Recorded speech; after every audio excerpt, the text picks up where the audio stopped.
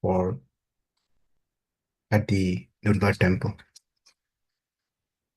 So let's continue reading from the Nectarian Ocean of the Holy Name by His Holiness Sachinandana Swami, where we are on the last part of the offenses, speaks about the root of all offenses to be inattentive while chanting the holy name, pramada.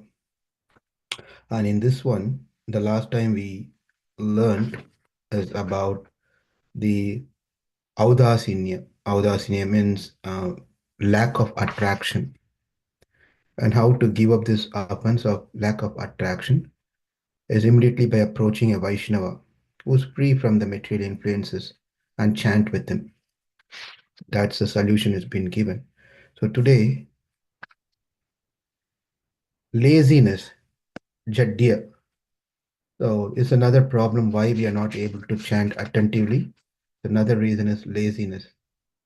But this laziness not only on attentiveness, but we have to extend to the point where we are not able to get up in the morning, we are not able to engage in the services. Everything is also because of this laziness. So laziness is really a enemy for us in our spiritual life. Um, we have to consciously push that off. If we cannot do it, we need to take help from those who are not lazy, those who are active, so we can be out of this laziness. So with that short introduction, let's see here what Maharaj says. It's a short one, but very important one.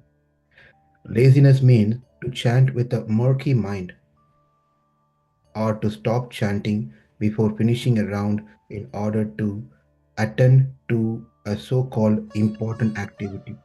So laziness means chant with a murky mind. Murky mind means gloomy or cloudy mind, not clear.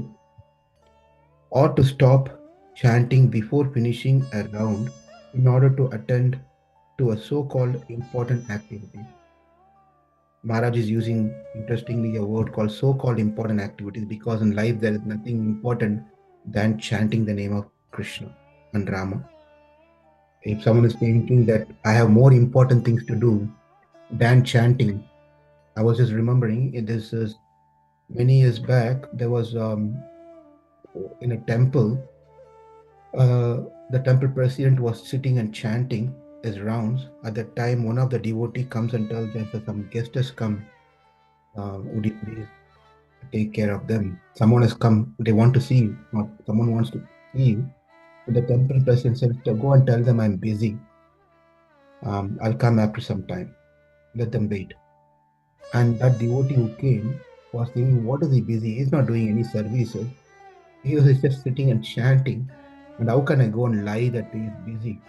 So he was thinking like that. But later he asked that Prabhu, what is that? Why did you ask me to speak something like this when you are just not doing anything? And you told me to tell I'm busy. But that temple president said, well, chanting is a busy thing. Chanting is not part-time thing where you can multitask and do things as you like. I was chanting, so that's a service. So while I'm chanting, I cannot just address something else. So that person can wait. That's why I told you to go and tell them that I'm doing some service, I'm busy, I can come. So I have to finish my rounds before I can go and address something. So I was in the middle of my chanting, so I want to finish it so I can come. That's when the other person understood that chanting is just not just for the movements of lips, it's a service. It's an important service than any other service that we do. So if this service of chanting is not taken care nicely, and whatever other services that we do is just physical service, it doesn't have that effect. So we have to strengthen our other services. We have to strengthen ourselves as only possible if we chant nicely. So that's the message from that small thing I heard from long back from someone. So continuing here, another symptom. So, so finishing a round in order to attend a so-called important activity. Another symptom is the strong urge to interrupt chanting for a rest. By this, the taste for chanting cannot develop. Another symptom is the strong urge to interrupt chanting for a rest. So we are just interrupting the chanting in many many ways. We when we start chanting, that's when so many things comes in our mind. All great ideas comes. Um, so the remedy. What is the remedy?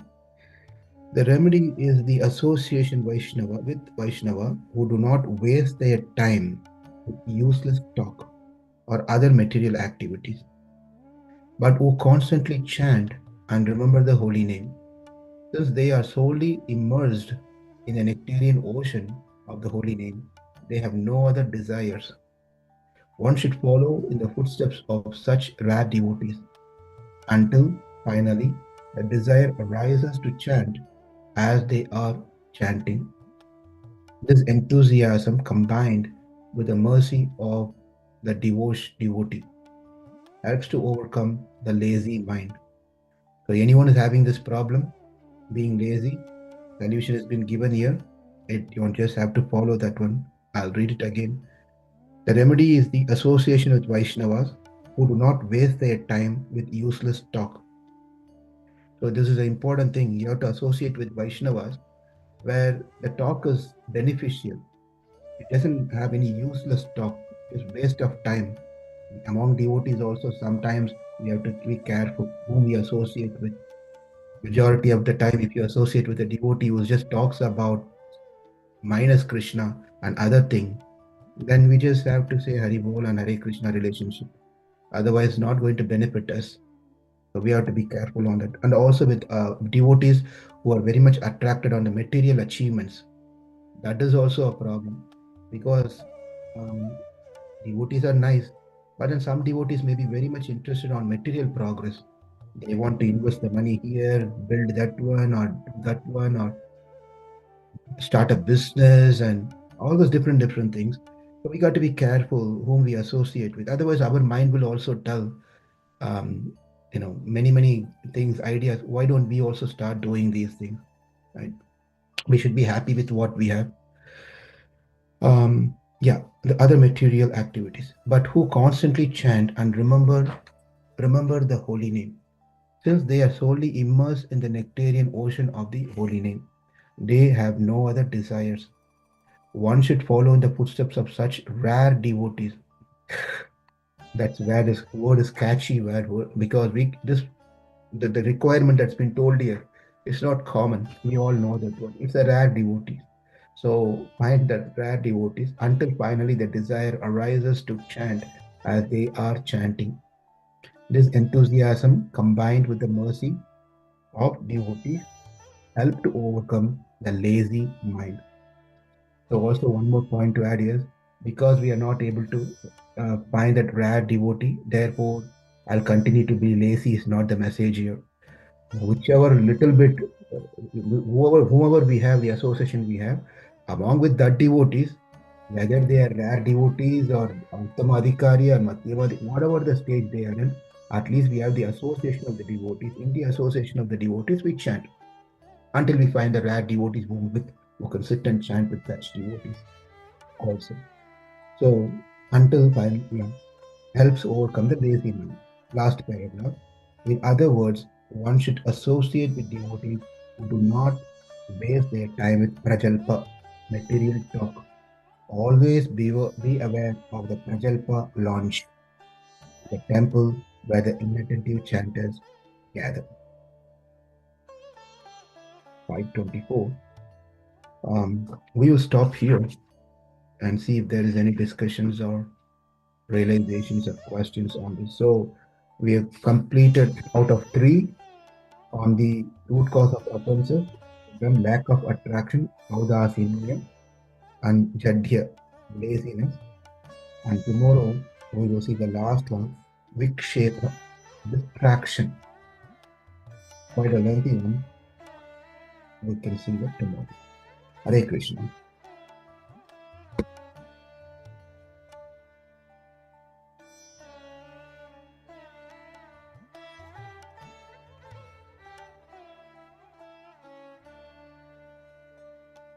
All right.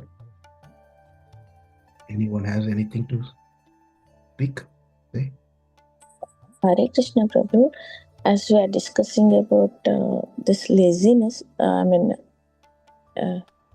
means like we should not stop for any other things, like how much practical uh, what I'm thinking means if we have a set time where early morning, uh, in normal time, like suppose someone comes, we need to answer them, or if you are doing some, someone, we have to get up, right, Prabhu?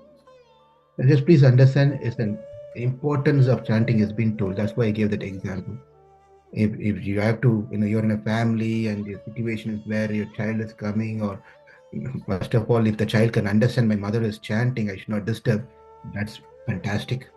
If the children or the family member is not aware, then just address that and excuse from your chanting, seek forgiveness from the chanting by the Lord, and then address and come back and chant. I'm just trying to give that example of chanting is not a time pass.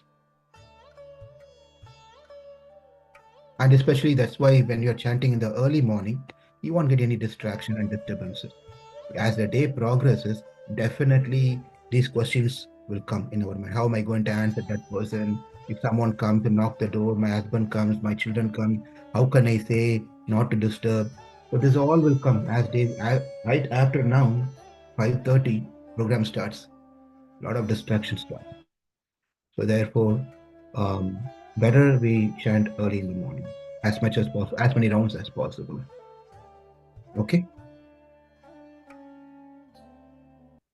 Yes, Prabhu. Yeah, we need to choose the time where no. Yeah. Okay. Anyone else? Hare Krishna Prabhu. Nandavad. Prabhu, one question, Prabhu. So, when we go in the Sankirtan, after Sankirtan, if eat prasad, while eat prasad or after prasad, if you other devotees are talking different things, other than Krishna consciousness, how we can take that association? Yeah, no. Seeing sometimes among devotees, not everyone is going to talk only about Krishna. Even now, even here in our place, we don't only talk about Krishna, but devotees are talking. Prajalpa means especially unnecessary, unwanted talk, gossiping about other devotees, complaining about other devotees. Those are the things we need to avoid. In general, otherwise, talking among devotees, if you're talking about the welfare of other devotees, things, that's all absolutely fine, because we are not such uh, sages of Naimisharanya, where we only going to talk only about Bhagavata Kathas. We know that one. But I thing is that don't talk unnecessary, unwanted things.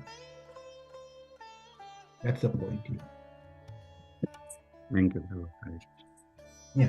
But then also in case in such, if you are in a situation where you're giving your association to someone who's not that much into Krishna consciousness, then definitely you have to come down a little bit so that that person grows slowly. So you have to accommodate certain conversation, not again prajalpa and unnecessary thing. That person may be interested. Prabhupada, one time what happened in Australia, Melbourne, Australia, I think Melbourne, yeah, Australia. There was one person who was a car racer. He's into car racing. He's a highly that time many years back. He was introduced to Prabhupada, and Prabhupada, when that person came and they introduced, he's into car driving. He's a car racer. He has won a lot of awards and so forth. Prabhupada only spoke about car and car racing. That's all he spoke for 15 whatever the minutes is. And majority of the time he was speaking about car and car racing and many things on car. And then he slowly said, "Oh, like you're driving the car, any time life may is in a big risk. Do you know what happens after that?" And slowly Prabhupada connected that into Bhagavad Gita, and we just brought into the conversation. And that person started asking questions. Oh, really? Atma, after we die? Where it started from a car race. So Prabhupada is an expert preacher. He doesn't need a certificate from a person like me, but we all know how to talk to people. Sometimes we have to talk something like looks like a materialistic thing. That only our intention is so that that person can slowly come into Krishna consciousness, his faith towards Krishna increases. For that reason, we can do. But if you are also getting into, oh, really? I also want to buy a sports car, and when I get a salary next time, I also buy a sports car and start. Then we are lost. That's not the intention or idea. If that makes sense, Nandar. Yes, Prabhu. Yeah. Thank So you. we have to be careful on applying these principles also to whom we have to and how we have to, what's the intention of we are talking these things. Sometimes people like to be around while jokingly and talking friendly and nicely. That's how some people like. To them, you keep your face like this Mhm. and then very strictly you talk, they're not going to come to you next time. Sometimes you have to be friendly, sometimes you have to be strict. You cannot be only one style of it. It's not going to applicable for everyone because people are different. Some people like jokes. Some people just come to attend classes just for jokes. How much they got the message at the end of the class, what is the essence of the message? They'll remember the joke, but not the essence of the message. But that's fine. Absolutely fine. They're coming at least. Slowly, slowly, they'll get the message. Oh, it's 5:32. Thank you all very much. Have a wonderful rest of the day. And once again, congratulations to our Atulananda Prabhu and Patita Pavan Prabhu. Congratulations. And we'll all meet again tomorrow.